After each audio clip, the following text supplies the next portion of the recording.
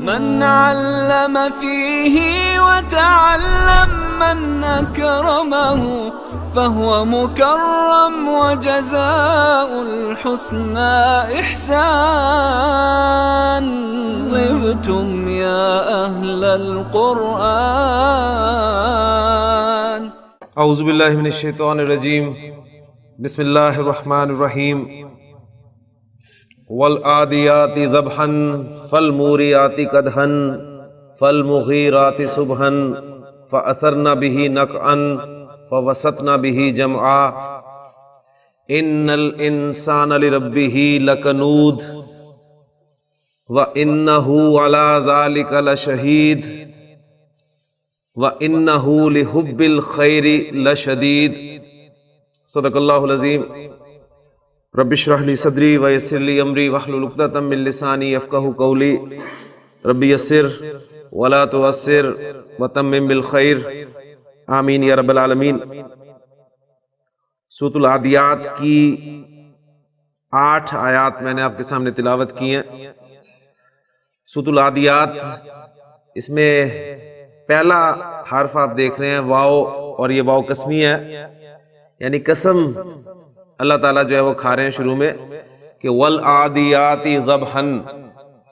اور اس سورہ مبارکہ کے شروع میں جو قسمیں کھائی گئی ہیں ان کے حوالے سے مفسرین کا اس میں اجماع ہے کہ یہ قسمیں جو ہیں وہ گھوڑوں کے متعلق کھائی گئی ہیں.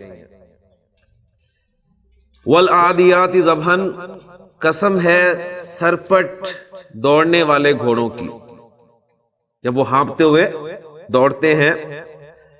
فالموریات قدحا، اور پھر جب وہ دوڑتے ہیں تو ان کی سموں سے چنگاریاں نکلتی ہیں. فالمغیرات صبحا، اور پھر وہ غارت گری کرتے ہیں صبح کے وقت. فاثرن به نقعا، اور جب وہ دوڑتے ہیں تو ان کے دوڑنے سے دھول جو ہے وہ اڑتی ہے، مٹی اڑتی ہے. فوسطنا به جمعا، اور پھر وہ کسی گروہ میں گھس جاتے ہیں، عین اس کے بیچ میں چلے جاتے ہیں.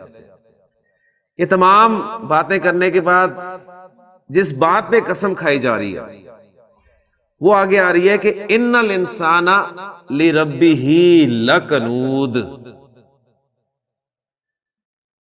اب دیکھیں، کل جو ہم نے سبق پڑھا تھا کہ جملہ اسمیہ میں آپ زور پیدا کرنا چاہتے ہیں انا استعمال کریں، ڈبل زور لانا چاہتے ہیں تو لام کو بھی استعمال کریں، اور مزید زور پیدا کرنا چاہتے ہیں تو قسم کھائیں. جیسے اس کی بہترین ایگزامپل آپ کے سامنے سورۃ العصر کی صورت میں آئی تھی کہ والعصر ان الانسان لفی خسر. زمانے کی قسم، یعنی ایک پہلے کسی بات پہ کسی چیز پہ قسم کھائی جائے گی اور اس کے بعد جس بات پہ قسم کھائی جائے گی اس کو بیان کیا جائے گا. تو کس بات پہ قسم کھائی گئی کہ تمام انسان ایک بہت بڑے خسارے میں ہے.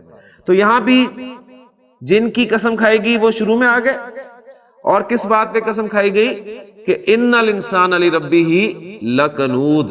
یقیناً انسان تو اپنے رب کا بڑا ہی ناشکرا ہے. قرآن مجید کے اولین مخاطب عرب ہیں، اور اللہ تعالیٰ نے عرب کو جو باتیں سمجھائی ہیں وہ ان کے مشاہدے کی چیزوں کے حوالے سے ہی سمجھائی ہیں. عرب کو آپ دیکھیں گے جو مثالیں قرآن نے دی ہیں، مثلا قرآن نے انہیں شرک کتنی خوبصورت ایگزامپل دے کے سمجھایا کہ الذین تدعون من دون اللہ،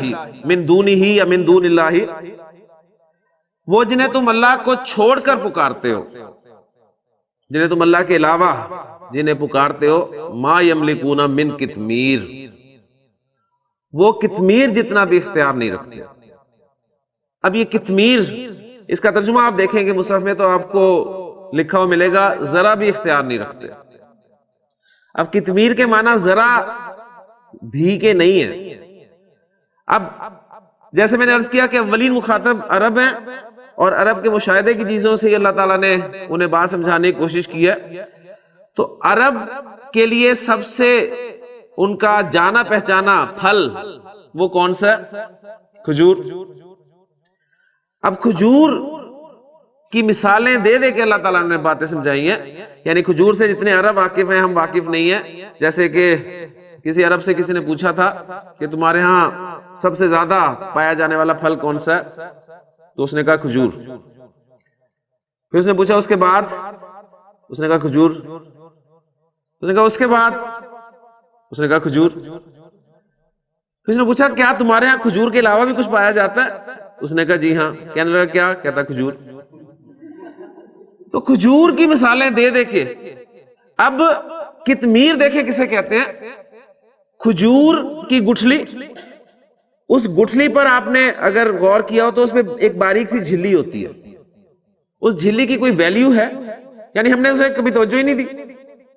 کھجور کھائی، گٹھلی پھینک دی، لیکن اس کی جھلی بے وقت چیز ہے. اس کو عربی زبان میں کتمیر کہا جاتا ہے. اس کی چونکہ کوئی حیثیت نہیں ہے تو اللہ تعالیٰ نے دیکھیں شرک انہیں سمجھایا کہ الذین تدعون من دونہ یا من دون اللہ، وہ جنہیں تم اللہ کے علاوہ پکارتے ہو ان کے پاس تو کتمیر جتنا بھی اختیار ہے. یعنی اب اس کو اردو میں ہم لے کے آئیں گے کہ ان کے پاس ذرا بھی اختیار نہیں ہے. اب عرب کے سامنے جب یہ لفظ آیا ہوگا تو اس نے فوری طور پہ اس کو سمجھ لیا ہوگا. پھر اسی طرح آخرت کے حوالے سے اللہ تعالیٰ نے انہیں بات سمجھائی کہ آخرت میں تم پہ ذرا بھی ظلم نہیں ہوگا. تو وہاں پر بڑے خوبصورت الفاظ ہیں، لا تظلمون فتیلا. تو ترجمہ اس کا بھی یہی ملتا ہے کہ تم پہ ذرا بھی ظلم نہیں ہوگا. فتیل کسے کہتے ہیں؟ اب فتیل پھر کھجور، کھجور کی گٹھلی، اس کی جھلی کی بات ہوگی. اب کھجور کی آپ دیکھتے ہیں ایک ناف ہوتی ہے، ایک لائن سی جو لگی ہوتی ہے، اس لائن میں ایک باریک سا دھاگا ہوتا ہے. اب اس کی بھی کوئی ویلیو نہیں ہے. اس کو عربی زبان میں فتیل کہتے ہیں. یعنی یہ بتایا گیا تم پہ ذرا اتنی سی بھی زیادتی نہیں ہوگی، اس فتیل جتنی بھی زیادتی نہیں ہوگی، تمہارے پہ ظلم نہیں کیا جائے گا. آخرت یعنی اتنا وہ آخرت جو ہے اس کا کنسیپٹ قرآن نے کلیئر کرنے کی کوشش کی ہے. اب یہاں پر دیکھیں سورہ مبارکہ میں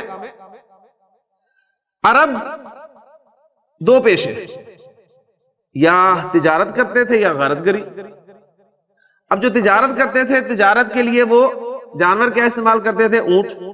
اب اونٹ کی ویلیو عرب کے نزدیک کیا ہے؟ آپ اکثر قرآن مجید میں اونٹ کے حوالے سے مثالیں دیکھیں گے. یعنی قیامت کے اس تذکرے کو اللہ تعالیٰ نے اس طرح بیان کیا کہ وہ جو وہاں پر الفاظ ہے کہ جب 10 ماہ کی گابن اونٹنی کھلی پھریں گی، چھوڑ دی جائیں گی، یعنی انہیں اٹینڈ کرنے والا کوئی نہیں ہوگا. یعنی ان کے نزدیک ایک اونٹ کی ویلیو پھر اس اونٹنی کی ویلیو جو بچے کو ڈلیور کرنے والی ہو، یعنی اس کا اتنا خیال رکھتے تھے عرب کہ ہم ان چیزوں کو سمجھ نہیں سکتے. یعنی شہر میں رہنے والے ان باتوں کو نہیں سمجھ سکتے. تو عرب کے نزدیک اونٹنی کی ویلیو بڑی تھی. اسی طرح آپ دیکھتے ہیں دوسری مثالوں میں بھی نبی نے جو فرمایا حضرت علی سے کہ علی اگر تمہاری وجہ سے ایک شخص بھی راہ ہدایت پر آ گیا تو یہ تمہارے لیے سرخ اونٹوں سے بہتر ہوگا. اب ہمارے لیے اونٹ یا سرخ اونٹ وہ امپورٹنس نہیں ہے، یعنی ہمارے لیے ان کی کوئی اٹریکشن نہیں ہے کیونکہ ہمیں پتہ نہیں ہے. یعنی ہمیں اگر کہا جائے کہ تمہارے لیے جو مرسڈیز سے بہتر ہوگا تو بات ہمیں سمجھ میں آتی ہے. تو اس حوالے سے عرب تجارت کے لیے اونٹ استعمال کرتے تھے، ریگستان کا جہاز. اور جب وہ غارت گری کرنے کے لیے نکلتے تھے تو اس وقت وہ ظاہرہ اونٹ نہیں استعمال کرتے تھے، گھوڑے استعمال کرتے تھے. تو اب اس سورہ مبارکہ میں وہ جو ذکر ہوا ہے نا، ان گھوڑوں کا ہی ذکر ہوا ہے. اور بات اللہ تعالیٰ نے دیکھے کتنے خوبصورت انداز میں سمجھائی ہے کہ والعادیات ضبحا، قسم ہے سرپٹ ہانپتے ہوئے گھوڑوں کی، دوڑنے والے گھوڑوں کی. اور جب وہ دوڑتے ہیں تو اپنے سموں سے چنگاریاں نکالتے ہیں اور پھر صبح کے وقت وہ صبح غارت گری کرتے ہیں. یعنی قبائلی نظام ہے، ایک قبیلہ دوسرے قبیلے پر حملہ کر رہا ہے، ان کا مال لوٹ رہا ہے، ان کے لوگوں کو، مردوں کو غلام بنا رہا ہے. اب صبح کا وقت وہ چنتے تھے اس لیے کہ اس وقت انسان جو ہے وہ عام طور پہ یعنی ساری رات انسان جاگتا بھی رہے تو وہ وقت ایسا ہوتا ہے کہ اس وقت نیند آ ہی جاتی ہے. لیکن ظاہر بات ہے جو آگے موجود ہیں وہ ایسے بھی نہیں ہیں، وہ بھی تیار بیٹھے ہیں. تو وہ دھول اڑاتے ہوئے اس گروہ میں جا کر بیچ میں جا کے حملہ کرتے تھے. تو اب وہ جو ریزسٹ کر رہے ہیں آگے سے، وہ تیر چلا رہے ہیں، تلواریں ہیں ان کے پاس، نیزے ہیں ان کے پاس، اب وہ جوابی کاروائی کر رہے ہیں. اب انسان جو ہے وہ اونٹ اسے گھوڑے کو کھلاتا ہے، اسے سردی سے بچاتا ہے، اسے دھوپ سے بچاتا ہے، یعنی اس کا خیال رکھتا ہے، اور اس کے بدلے میں وہ اس سے کیا چاہتا ہے کہ یہ میری بات مانے. اب گھوڑے پر وہ دوڑ رہا ہے، تو اب گھوڑا آگے اس گروہ کو دیکھ کر اگر وہاں پر جانے سے انکار کر دے اور کہہ دے کہ جی میری تو ان سے کوئی دشمنی نہیں ہے، میری تو ان سے کوئی لڑائی نہیں ہے، تمہارا مسئلہ ہے، تم جاؤ لڑو.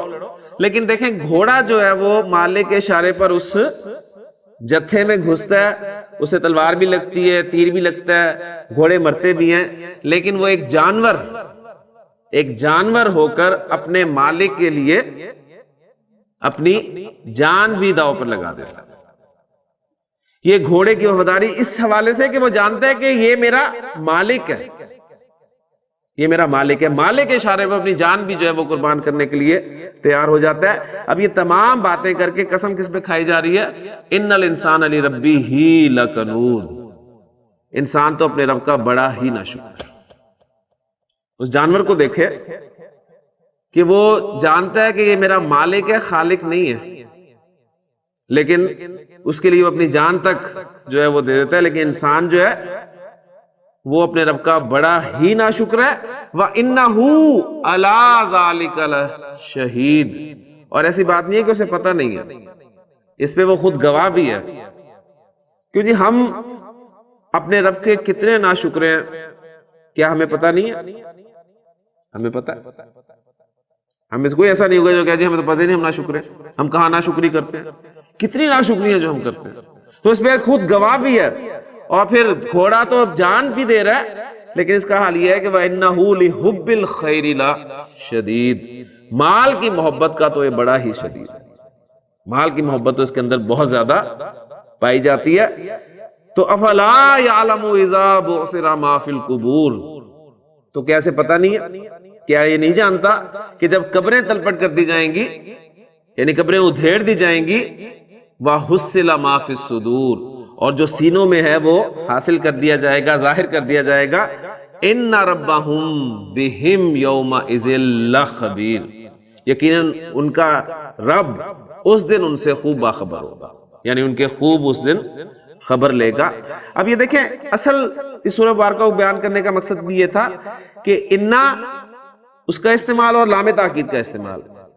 ان الانسان، انا کے بعد اسم حالت نصب میں، لربہ لکنود، اور دیکھیں لام جو ہے وہ آپ کو مل گیا تو ڈبل زور کے ساتھ.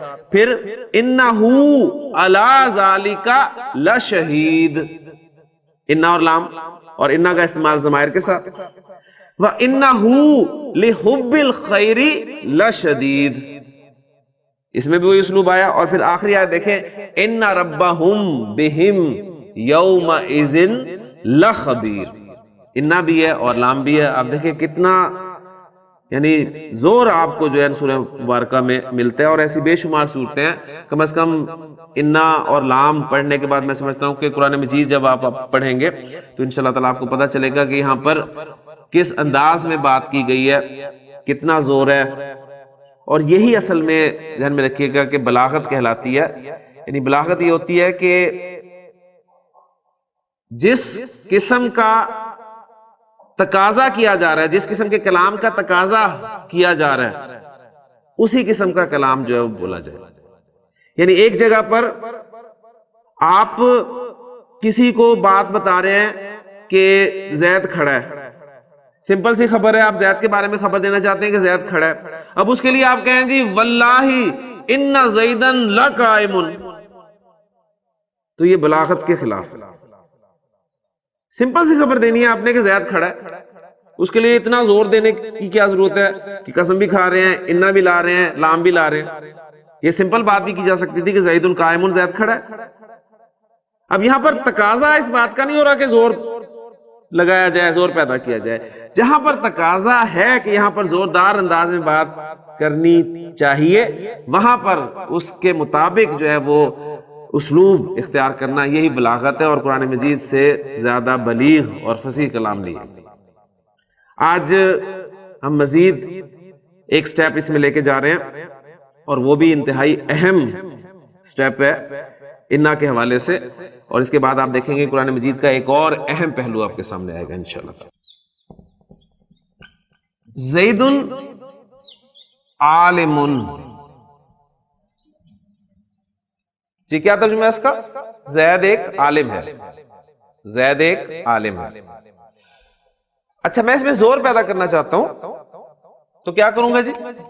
انا لگاؤں گا، انا لگے گا جب تو زید جو ہے وہ حالت نصب میں چلا جائے گا، انا زیدن اور عالم۔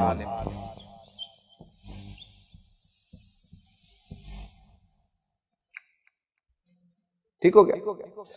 اچھا اب انا کے بارے میں آپ پڑھ چکے ہیں کہ اس نے مبتدا کو حالت نصب میں لے کے جانا ہے اور وہ لے کے جا رہا ہے۔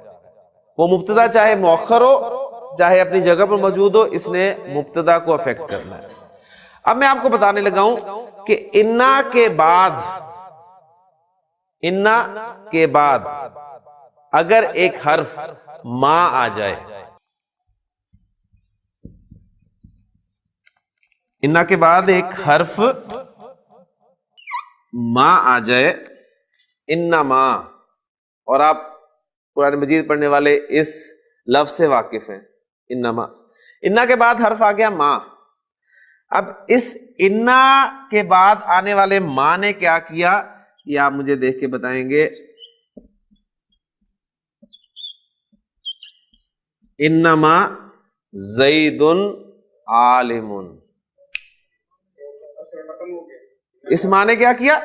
انا کا جو اثر تھا حالت نصب میں لے کے جانے والا مبتدا کو، اس کو اس نے روک دیا، ختم کر۔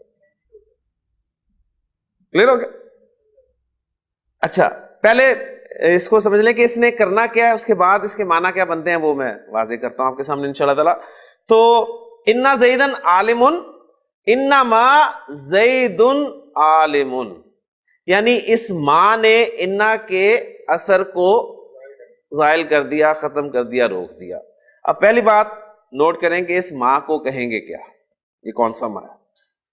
کیونکہ آج سے آپ جو ہے وہ ماں پڑھنے کا کام جو ہے شروع کر رہے ہیں، یعنی پہلا ماں آپ کے سامنے آ گیا، اس کے بعد آپ بہت سارے ماں جو ہے وہ پڑھیں گے آگے، ٹھیک؟ تو یہ پہلا ماں آپ کے سامنے آ گیا۔ یہ ماں جو انا کے ساتھ لگا ہوتا ہے اور انا کے اثر کو روکنے کے لیے استعمال ہوتا ہے، اس کو کہا جاتا ہے مائے کافہ۔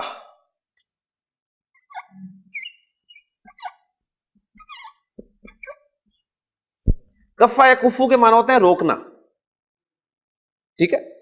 تو ہاں جی، تو کافہ روکنے والی، یعنی ماں، اور حروف جو ہے یہ چونکہ مؤنث شمار ہوتے ہیں اس لیے اس کے حوالے سے مائے کافہ ایسے کہا جاتا ہے، یعنی روکنے والی ماں، ٹھیک؟ یعنی کس کو روکنے والی؟ انا کے اثر کو روکنے والی ماں۔ کلیئر ہو گیا؟ اب آتے ہیں جی اس کا ترجمہ کیا بنے گا۔ انما زید عالم، انما گرامر والے کہتے ہیں کہ یہ کلمہ حصر کہلاتا ہے، کلمہ حصر۔ تین لفظ نوٹ کر لیں، حصر، کسر اور تخصیص۔ حصر، کسر، تخصیص، ان تین الفاظ کے ایک ہی معنی ہے، ان تینوں الفاظ کے ایک ہی معنی ہے۔ اب وہ معنی کیا ہے؟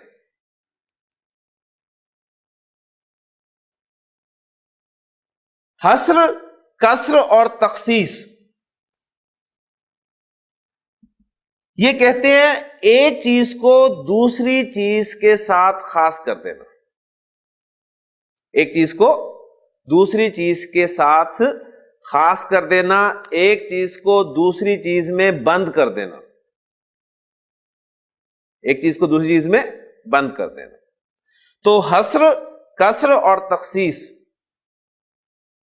تینوں ایک ہی معنی میں استعمال ہوتے ہیں. اب اس نے کس نے بند کر دیا, کس کو بند کر دیا, اب اس کو سمجھ لیں. انما آیا زید عالم, اس کا ترجمہ بنے گا, اور پھر آپ خود غور کر کے بتائیں گے کہ کیا ہوا ہے. اس کا ترجمہ بنے گا زید صرف ایک عالم ہے. انما زید عالم, زید صرف ایک عالم ہے. اس میں اصل میں یہ ہوتا ہے مخاطب کے اعتبار سے. مخاطب جو ہے وہ زید کو سمجھ رہا تھا کہ وہ عالم بھی ہے اور وہ مفتی بھی ہے, ٹھیک ہے.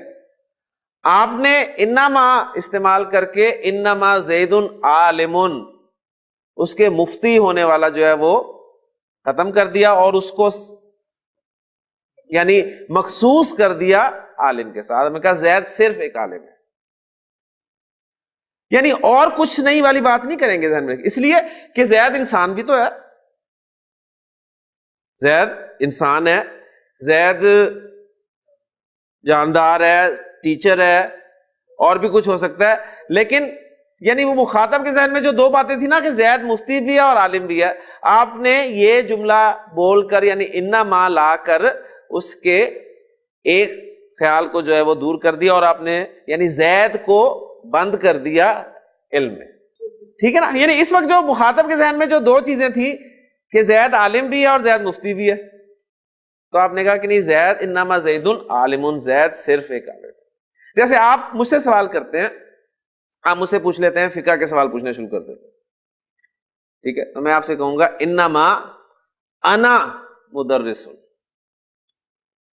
انما انا مدرس, میں صرف ایک مدرس ہوں, یعنی میں مفتی نہیں ہوں. آپ نے مجھے مفتی سمجھ کے میں سے سوال کیا نا فقہ کا, بات فالو کر رہے ہیں نا, تو میں نے انما انا مدرس کہہ کے کلیئر کر دیا کہ میں صرف ایک مدرس ہوں. تو یہ انما جو ہے یہ حصر کے لیے استعمال ہوتا ہے, یہ کسر کے لیے استعمال ہوتا ہے, یہ تخصیص کے لیے استعمال ہوتا ہے. کلیئر ہو گیا؟ اور یہ بہت اہم چیز ہے, آپ کو قرآن مجید میں بہت جگہ پر ملے گا یہ. ہاں, جیسے ابھی ایگزامپلز میں آپ کے سامنے رکھتا ہوں, تو پہلا کام آپ نے یہ کرنا ہے کہ اس مائے کافا کا آپ نے جو ہے وہ کام نوٹ کیا.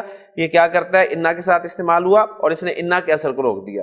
اچھا, کچھ لوگ کہتے ہیں کہ یہ انما ایک ہی لفظ ہے, یعنی اس میں یہ دو جوڑنے کی ضرورت نہیں, یہ بس ایک کلمہ حصر کے طور پہ استعمال ہوتا ہے. لیکن زیادہ جو آپ دیکھیں گے کہ انا کے ساتھ یہ ما لگتا ہے اور یہ اس انا کے اثر کو جو ہے وہ ختم کر دیتا ہے, روک دیتا ہے. اب میں مزید اس کی ایگزامپلز آپ کے سامنے لے کے آتا ہوں. الاعمال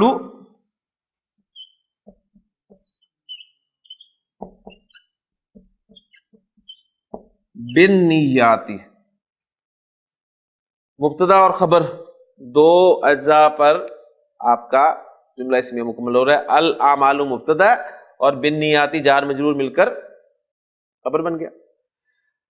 تمام اعمال نیتوں کے ساتھ ہیں, تمام اعمال نیتوں کے ساتھ ہیں.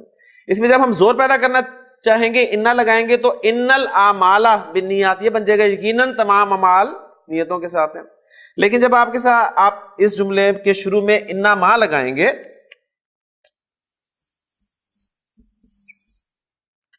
تو یہ دیکھیں آپ جو مبتدا ہے الاعمال وہ حالت رفع میں رہے گا, انما الاعمال بالنیات. اس کا ترجمہ, اس حدیث کا ترجمہ آپ کیا کرتے ہیں؟ بے شک تمام اعمال کا دار و مدار نیتوں پر ہے, اس سے کہنا. تب دیکھیں وہ دار و مدار وغیرہ ایسے کوئی نہیں ہے, یعنی اعمال صرف نیتوں کے ساتھ ہے, اعمال صرف نیتوں کے ساتھ. بس ظاہر بات ہے وہ یعنی آپ نے وہ حصر کا مفہوم پیدا کیا نا اس حوالے سے, تو وہ اردو میں ہم نے اس کے لیے دار و مدار کا لفظ جو ہے استعمال کر لیا کہ جی اعمال کا دار و مدار نیتوں پر ہے, یعنی اعمال صرف نیتوں کے ساتھ ہے. کلیئر ہو گیا نا؟ تو یہ آپ کے سامنے آ گیا. پھر دیکھیں قرآن مجید میں بہت ساری ایگزامپلز ہیں. وَإِذَا قِيلَ لَهُمْ لَا تُفْسِدُوا فِي الْأَرْضِ, جب ان سے کہا جاتا ہے کہ زمین میں فساد مت پھیلاؤ, قالو تو کہتے ہیں انما نحن مصلحون. دیکھیں جملہ سامنے رکھیں گے تو بالکل بات کلیئر ہو جائے گی. نحنو ہم، مصلحون ہم اصلاح کرنے والے ہیں. اب جب اس کے شروع میں اگر انا لگتا، خالی انا، تو وہ انا پلس نحنو از اکول ٹو انا، یہ بن جاتا نا انا مصلحون. بے شک ہم اصلاح کرنے والے ہیں. لیکن کیا الفاظ آ رہے ہیں؟ انما. اب انما جب لگ گیا تو پھر مبتدا جو ہے وہ حالت رفع میں آئی آئے گا. انما نحن مصلحون، ہم تو صرف اصلاح کرنے والے ہیں. ٹھیک ہے، یعنی وہ جو دو چیزیں تھیں نا ان کے، یعنی تم فساد پھیلا رہے ہو، تو انہوں نے کہا نہیں ہم فساد نہیں پھیلا رہے، ہم تو صرف اصلاح کر رہے ہیں. ترجمہ کریں انا رسول ربی کی، بلکہ میں پوری آیت ہی آپ کے سامنے لکھوں تاکہ آپ کو مزہ آئے اس آیت کے پڑھنے کا اور سننے کا. انما، یعنی انما، آپ نے نوٹ یہ کرنا ہے کہ انما کے بعد آپ کو حالت رفع میں ہی اسم نظر آئے گا. انما انا رسول ربی کی. حضرت مریم سلام اللہ علیہا کے پاس جب حضرت جبریل علیہ السلام آئے ہیں، بڑے خوبصورت الفاظ ہیں قرآن مجید میں کہ فتمثل لہا بشرا سویا، تو انہوں نے ان کے لیے ایک بشر کی جو ہے شکل اختیار کی. تو قالت کہنے لگی انی اعوذ بالرحمن منک ان کنت تقیا، میں الرحمن کی پناہ میں آتی ہوں تجھ سے اگر تو اللہ سے ڈرنے والا ہے. تو قالا کہنے لگے انما انا رسول ربی کی، میں تو صرف تیرے رب کا بھیجا ہوا ہوں، لی اہب لک غلاما زکیا، تاکہ تجھے پاکیزہ لڑکا عطا کروں. ٹھیک ہے، اور پھر آگے بڑا خوبصورت مقام ہے قرآن مجید کا. تو انما انا رسول ربی کی، میں تو صرف تیرے رب کا بھیجا ہوا ہوں. یعنی وہ جو سمجھ رہی تھی اس سے نہیں، میں تو تیرے رب کا بھیجا ہوا ہوں. بات سمجھ میں آ گئی نا. اسی طرح قرآن مجید کہتا ہے انما الہکم الہ واحد، تمہارا الہ صرف ایک الہ ہے. ٹھیک ہے نا، انما الہکم الہ واحد، تمہارا الہ صرف ایک الہ. پھر اسی طرح نبی کے سے سورہ ملک میں یقولون متی ھذا الوعد ان کنتم صادقین، یہ آپ سے پوچھتے ہیں کہ یہ وعدہ کب پورا ہوگا، قیامت کب آئے گی. قل، تو انہیں بتا دیجئے انما العلم عند اللہ، انما العلم عند اللہ، اس کا علم تو صرف اللہ کے پاس ہے. وانما انا نذیر مبین، اور میں تو صرف واضح طور پہ خبردار کرنے والا ہوں. تو یہ دیکھیں قرآن مجید میں جگہ جگہ آپ انما کا استعمال دیکھیں گے تو یہ اسلوب آپ کے سامنے آئے گا. یعنی انما کس لیے استعمال ہوتا ہے، بس اس کو اب ہم یہیں پہ کلوز کرتے ہیں. انما کلمہ حصر ہے، کلمہ حصر ہے، اور حصر کے معنی کیا ہوتے ہیں؟ ایک چیز کو دوسری چیز کے ساتھ خاص کر دینا یا ایک چیز کو دوسری چیز میں بند کر دینا. حصر کے مختلف طریقے ہوتے ہیں. اصل میں حصر پیدا کرنے کے لیے مختلف طریقے ہیں، اور بلاغت کی کتابوں میں عام طور پہ 4 طریقے لکھے ہوتے ہیں. ان میں سے ایک طریقہ ہم نے پڑھ لیا ہے. وہ کون سا طریقہ ہم نے پڑھ لیا ہے؟ انما والا. یہ تو نہیں، اس سے پہلے ایک پڑھ لیا ہے. یعنی وہ جو ہم نے مقدم کیا تھا نا، اس سے بھی حصر کا مفہوم پیدا ہوتا ہے. لہو ملک السماوات والارض، آسمان و زمین کی بادشاہت صرف اللہ کی ہے، اللہ ہی کی ہے. یعنی اب اس حصر کے لیے ہم اردو میں جو الفاظ استعمال کرتے ہیں وہ ہی کا لفظ استعمال کر لیا، صرف کا لفظ استعمال کر لیا، تو کا لفظ استعمال کر لیا.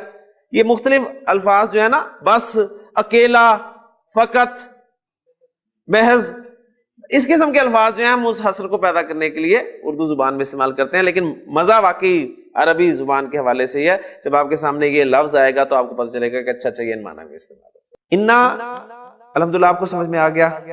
انا کی ایک فیملی ہے، انا کی ایک فیملی ہے، اور وہ فیملی جو ہے وہ جانی جاتی ہے انا و اخواتہا کے نام سے. اخوات اختن کی جمع ہے، اختن کی جمع اخوات، اخواتہا ہر سسٹرز، یہ ترجمہ کریں گے انا اینڈ ہر سسٹرز. یعنی انا اس کا مطلب ہے کہ انا بھی مؤنث ہے، اور کیونکہ حرف میں نے آپ کو بتایا کہ حرف جو ہے وہ مؤنث کنسیڈر کیا جاتا ہے، اس حوالے سے انا و اخواتہا، انا اور اس کی بہنیں. 6 بہنیں ہیں ٹوٹل، ٹھیک ہے. ان 6 میں سے انا کو ہم نے الحمدللہ پڑھ لیا. کس لیے آتا ہے انا؟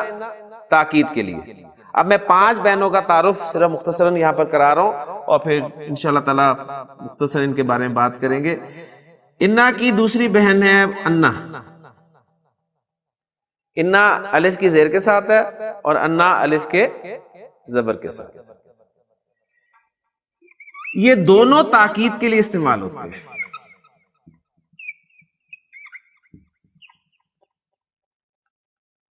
تاکید کے لیے. تیسرے کا انا،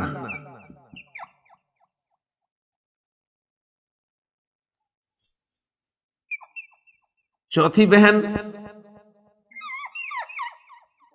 لاکنہ،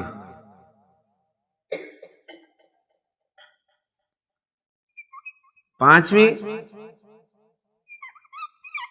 لا اللہ، اور چھٹی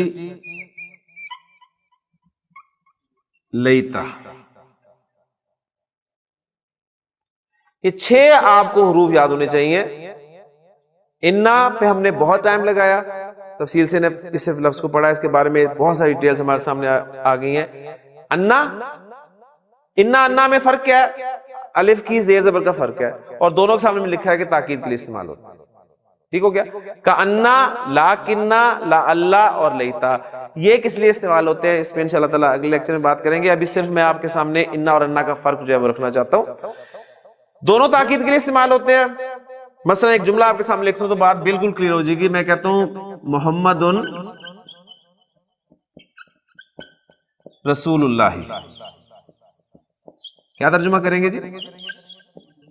محمد صلی اللہ علیہ وسلم اللہ کے رسول ہے. میں اس جملے کے شروع میں انا لگاتا ہوں کہ واقعی محمد صلی اللہ علیہ وسلم، بے شک محمد صلی اللہ علیہ وسلم، یقیناً محمد صلی اللہ علیہ وسلم اللہ کے رسول ہیں.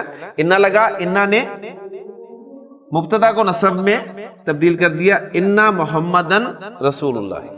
جی محمدن رسول اللہ، محمد صلی اللہ علیہ وسلم اللہ کے رسول ہیں، بے شک محمد صلی اللہ علیہ وسلم اللہ کے رسول ہیں. انا لگایا، انا کی وجہ سے مبتدا حالت نصب میں چلا گیا.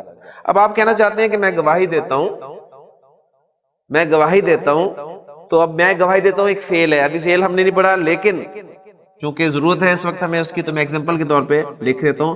میں کہتا ہوں کہ میں گواہی دیتا ہوں اشہدو، اس کی عربی آپ کو ویسے ہی آتی ہے، ابھی آپ نے سنی بھی ہے. اشہدو، میں گواہی دیتا ہوں بے شک محمد صلی اللہ علیہ وسلم اللہ کے رسول. اب انا استعمال نہیں کریں گے آپ، بلکہ کیا استعمال کریں گے؟ انا. طارق صاحب کیا بات سمجھ میں آئی؟ انا جملے کے شروع میں آتا ہے اور انا جو ہے جملے کے درمیان. ٹھیک ہو گیا؟ یعنی انا محمدن رسول اللہ، بے شک محمد صلی اللہ علیہ وسلم اللہ کے رسول ہے. میں گواہی دیتا ہوں بے شک محمد صلی اللہ علیہ وسلم اللہ کے رسول ہے. تو اشہد ان محمدن رسول. کلیئر ہو گیا؟ تو بس فرق یہ ہے، دونوں کا مقصد کام ایک ہی ہے، دونوں تاکید کے لیے آتے ہیں، لیکن انا شروع میں آتا ہے اور انا جو ہے وہ درمیان میں آتا ہے. کام وہی ہے، انا کی فیملی ہے نا، انا کی فیملی ہے، تو یہ 6 کے 6 کا کام وہی ہوگا. حالت نصب میں لے کے جائیں گے مبتدا کو حالت نصب میں لے جائیں گے. ٹھیک ہے؟ انشاءاللہ تعالیٰ ایک ایک کر کے ہم اسے دیکھیں گے. آپ کے سامنے قرآن مجید میں کوئی ایگزامپل ایسی سامنے آئے کہ آپ کو انا جو ہے وہ درمیان میں نظر نہ آئے یا انا شروع میں نظر نہ آئے تو ضرور بتائیے گا، پھر اس پہ اس کی بھی وجہ ہے، اس کی بھی بات انشاءاللہ تعالیٰ آپ کے سامنے کریں گے. سبحانک اللہم و بحمدک، اشہد ان لا الہ الا انت، استغفرک و اتوب الیک. من علم فيه وتعلم من أكرمه فهو مكرم وجزاء الحسنى إحسان. طبتم يا أهل القرآن.